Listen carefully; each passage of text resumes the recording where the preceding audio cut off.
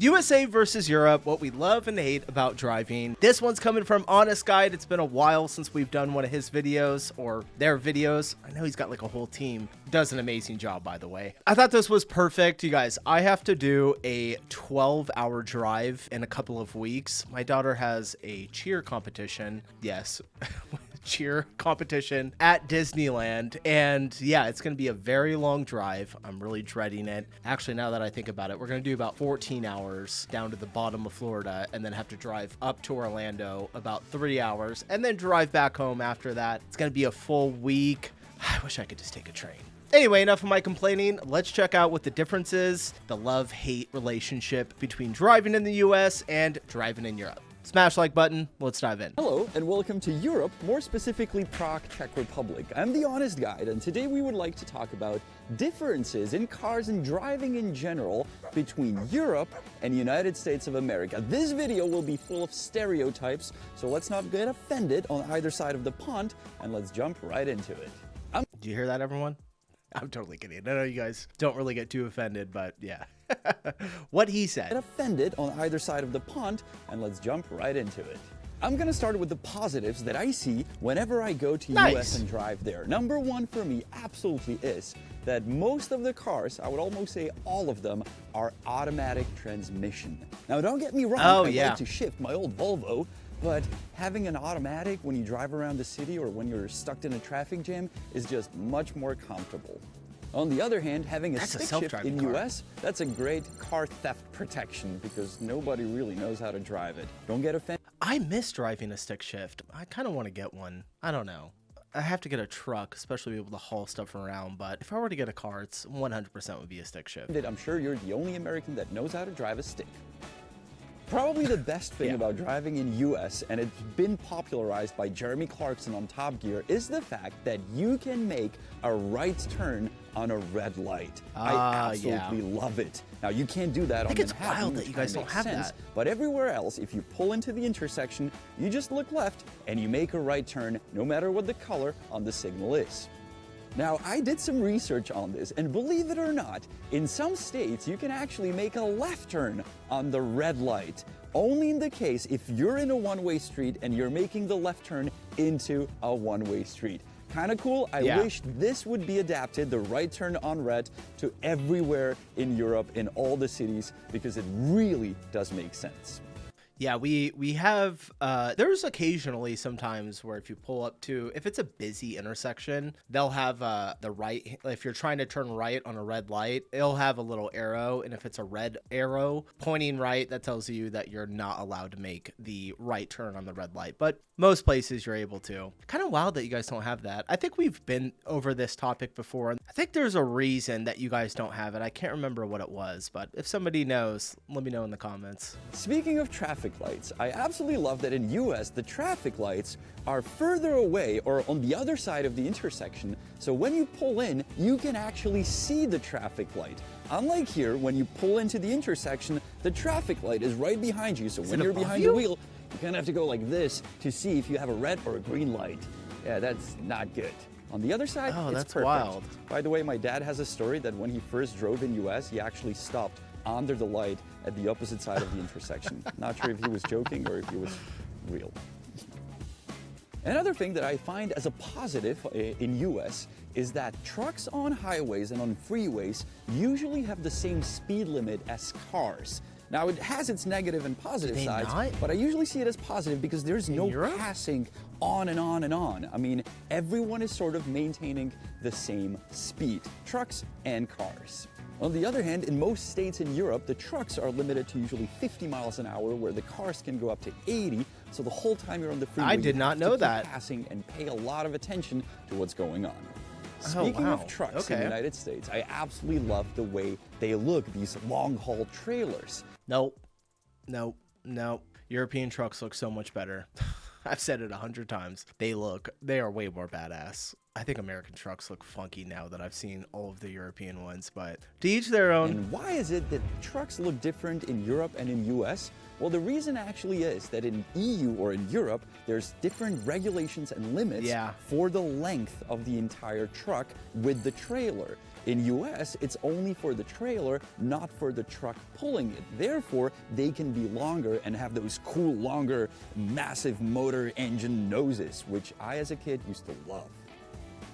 And on top of that, quite often trucks in Europe have to pull into cities with the cargo, and there's, as you can imagine, tighter turns within European cities. I mean, right here. I can't even imagine trying to unload a truck in like a busy European city, especially in a much older one. That's got to be really hard. I hope they get paid really good for doing that. I think we watched one clip of a girl trying to back into somewhere in London, and it was like an entire, excuse me, it was like an entire operation just to get it down the alley. The city, and there's a big brewery here, so when the trucks pull in, they need to make a tight turn, so a shorter truck is better for that. Now, the one thing I like a lot, and I just asked some friends and they admitted to it as well, is that when you're on a freeway in US, usually everyone maintains the same speed. Now, I understand that if you want to go crazy faster, you're not going to be able to, but from a calm driver perspective, I kind of like that. Unlike in Europe, especially in some states, you always find crazy people that just want to go crazy fast. So again, cruising on the freeway in US is much calmer. I mean, you still have to pay attention, but much less than in Europe, where you're passing a truck and behind you is a guy who wants to go 100 miles an hour, then you pass the truck, then there's another guy who wants to go 120 miles an hour. In US, like everybody's going 75 and you're just kind of cool. I put this one in the positives, but it can also be a negative. You can park anywhere in US unless you're on Manhattan. I mean, most businesses, most restaurants will have their own designated parking lot. That is usually not the case in Europe. Also, there's many drive-through venues in the US, for example. I mean, you can obviously go to McDonald's, but you can also get money from an ATM from a car. You'd never see that in Europe. By the way, do you know what we call drive-through at McDonald's in Czech Republic? We call it McDrive. And yes, I do have their sticker. You can get your oil changed in a drive-through. You can get food, coffee, anything you can think of, like a mini mart, you know, where they sell all kinds of stuff, drinks, snacks. You can pull. We have some of them that you can pull up to, and you just stop and point at what you want, and they go grab it for you. We have a drive-through for everything. It's kind of excessive, honestly. And now there's one thing I absolutely love about driving in US, and it's the interstate system. There is a deep logic to it. It's not just some random numbers they give to highways. All the odd numbers are going from south to north, and all the even numbers are going from east to west. So Interstate number 10 is at the very bottom of the United States and connects San Diego and probably Jacksonville in Florida. The number 95 would probably go from Florida all the way up to New York. So it all starts in the left bottom corner where number 5 and number 10 meet. And in the right upper corner, you'd have number 90 and 95 meet. It's very logical, it's a great system, and therefore you can navigate by that. If you drive in Europe and I would give you directions to a certain city, I would just say, oh, you follow signs for Brno, and then you follow signs for Ostrava, and then you follow signs for Krakow. In US, I just say, oh, just follow 80 west. And I mean, if you want to drive from New York to San Francisco, I would say exactly that. I'd say follow 80 west, because that's the road that drives across the entire states. I drove that. It's a long drive. The system is much, much deeper than what I just described. There are also 3-digit interstates that tell you if there's a attachment to the interstate that goes into the city, around the city, through the city, and so on. There's a great Wikipedia page on it. I recommend you look at it because it will blow your mind away just like mine. Now, these were the things I like about driving in US. Now, let's go into the full rage mode and tell you what I absolutely hate about driving in the United States of America. But before that, here's a message from our sponsor, longtime partner, which is Surfshark VPN. As you can tell, I travel a lot. I mean, I usually commute between here and the United States of America. All right, if you guys want to check out Surfshark VPN, I'll have their link down in the description that you below. simply can't access unless you're in the country. But you can be in the country thanks to Surfshark. Now, Surfshark is our long-term partner, and we have something for you if you want to try the service. We'll give you 3 months completely for free and 85% off. On top of that, if there's a link that you can simply click. Me and Honza use the service, and we absolutely enjoy it. Almost done, Neil. Now, the first thing I dislike about US is usually very low speed limits, especially on the freeways, on the interstates, where it ranges from 65 to 70, 75. Here in Europe, it's usually, I mean, in our state, it's 80 miles. In bordering Germany, there's no limit at all. But also the freeways are in much better shape here. I mean, they're straight, they're fast, Really? they have fences around so nothing jumps into your way. And speaking of speed limits, there's the other thing in US that it always has to be posted.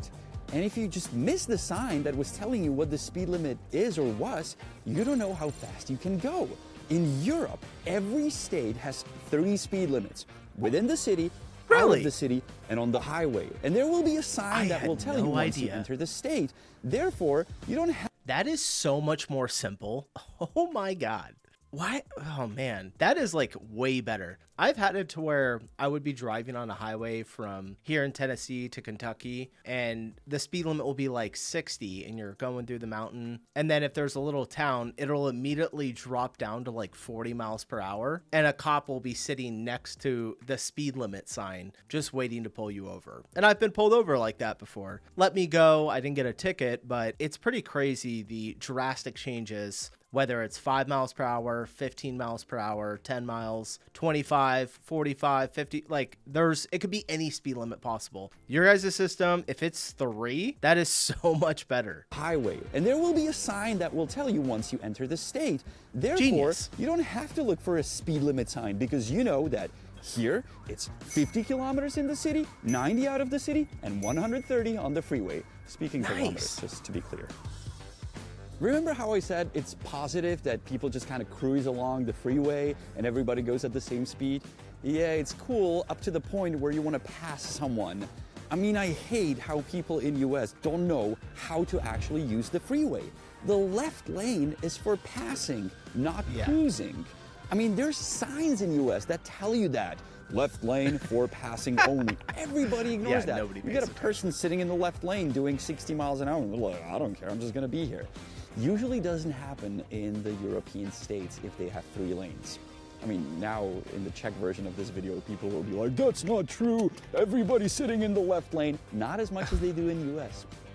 Okay. Now the next one I'm Good to sure know. will be positive to some, especially the people living in those states, but I just find it crazy from a European's perspective. And that is the fact that in a lot of US states, you don't need a technical inspection for your car.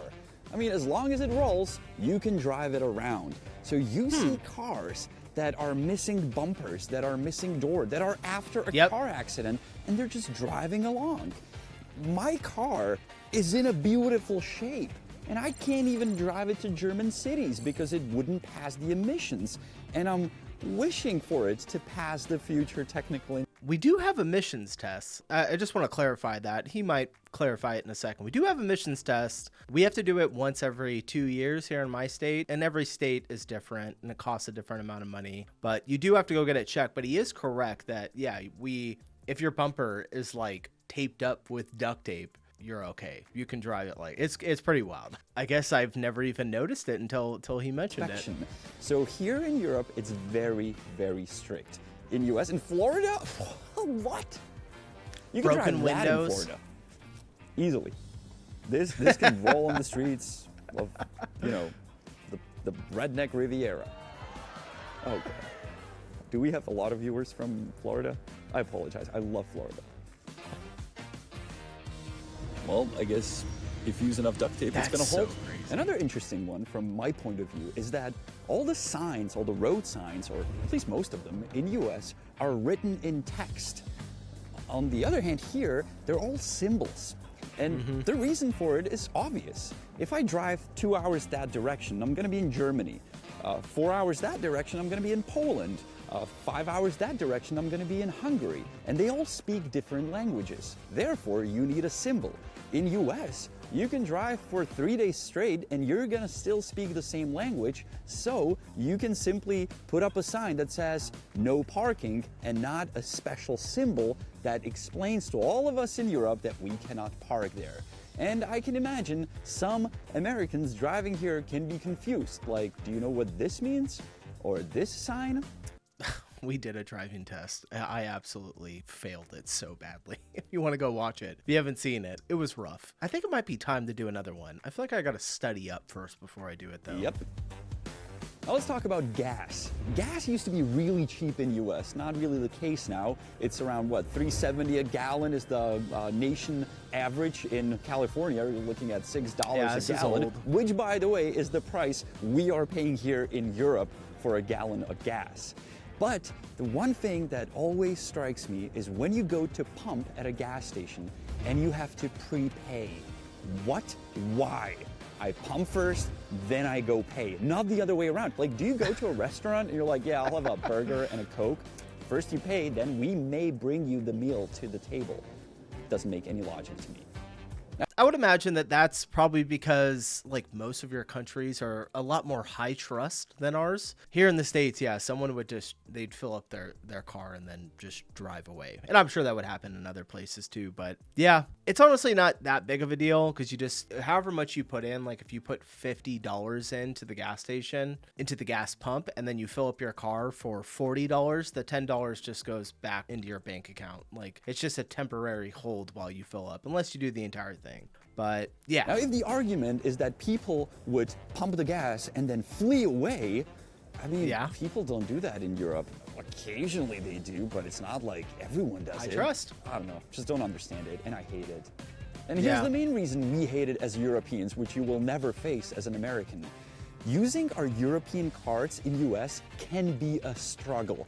I mean, quite often we get asked for a zip code when we pay with our European card. Well, I just put in 90210 and it always lets me through, even though it's a security issue, security thing. No, it's not. It's just, I don't know.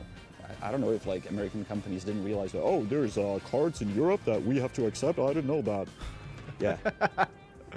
The other topic I want to talk about, there are videos on YouTube that talk about it for hours and hours. I'll just quickly mention it. This is a turn signal, and turn signal is yellow, not red. It should not be red. Also, BMW drivers, voila, yeah, you have it in your car too.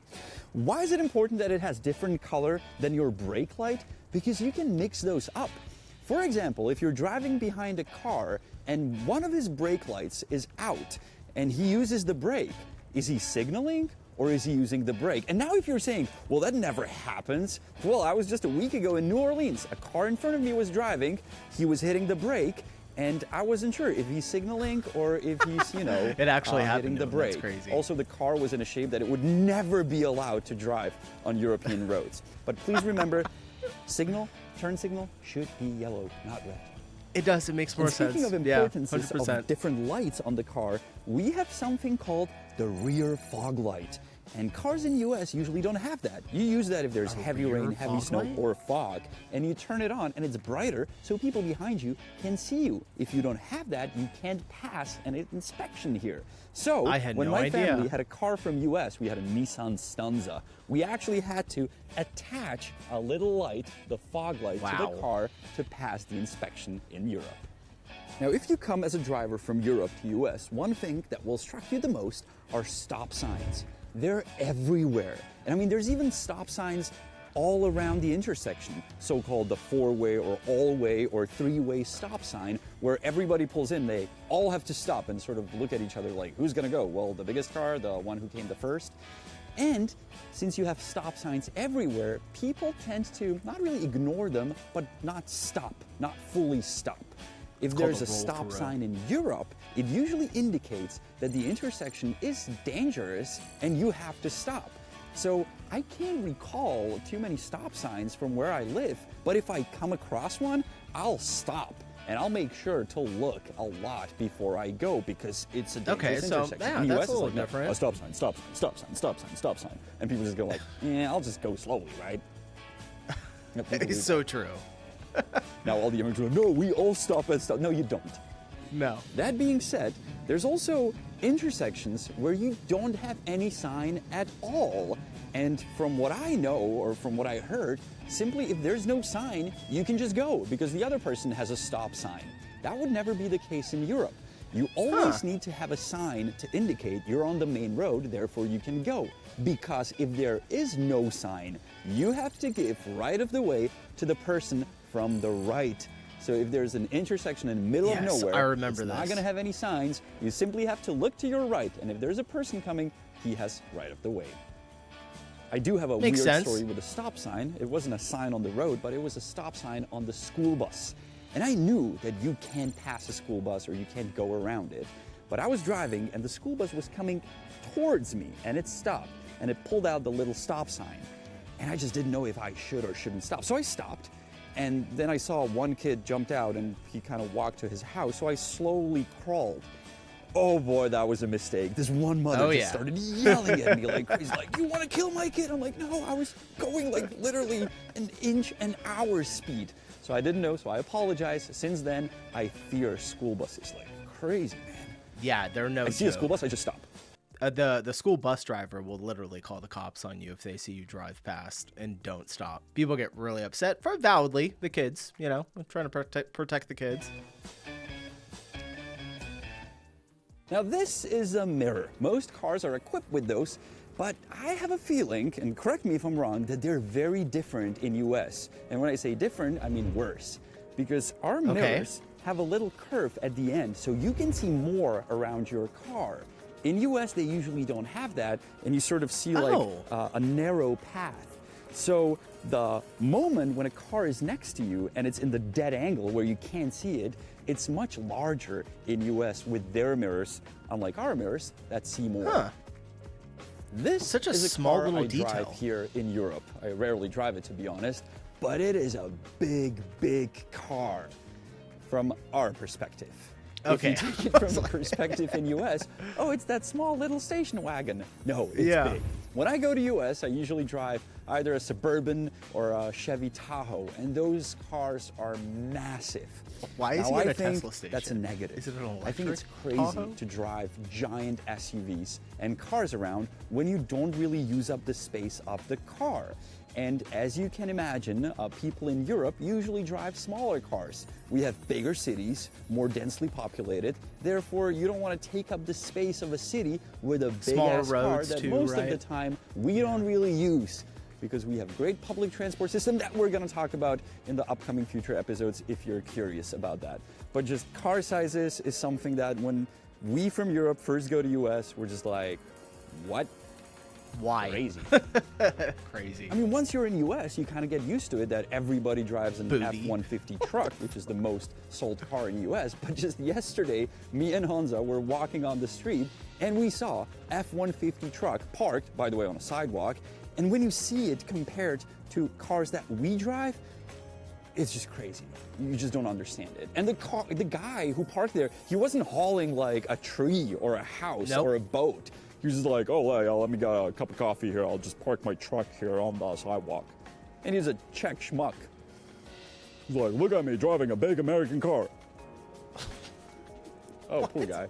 Whenever there's a car-related topic, people get offended. Please don't. This was Who gets offended by cars? My perspective and my friend's perspective on the driving in Europe and US. It differs state by state. So I cannot talk for the entire Europe, and I can't talk for the entire United States. The laws differ here, and so on. So I'll be more than happy if you're from the States or if you're from Europe, if you can write your opinion on that. And I also hope somebody will do like a reaction to what we're saying from the other side of the pond. This was not our first video where we talk about differences between US and Europe. We did a previous one where I was sitting in a pub and I was talking about differences. Oh, I watched this one. Food ordering, I loved that video. beer, coffee, so you can check it out. We will link it above and also all right, good video. They just make amazing videos. Every time I watch an Honest Guide, I think I've done 3 or 4 of them, and they're all fantastic. So I haven't checked out any of his new stuff lately, though, so might have to do that. All right, that was interesting. Yeah, there's some pretty big differences. I think the only thing that what you guys would probably maybe want is turning on right on red. I don't know. He said he likes it. Let me know your thoughts Should you be able to turn right on red or not? I'm getting out of here. Appreciate you watching. I'll see you in the next video. Peace.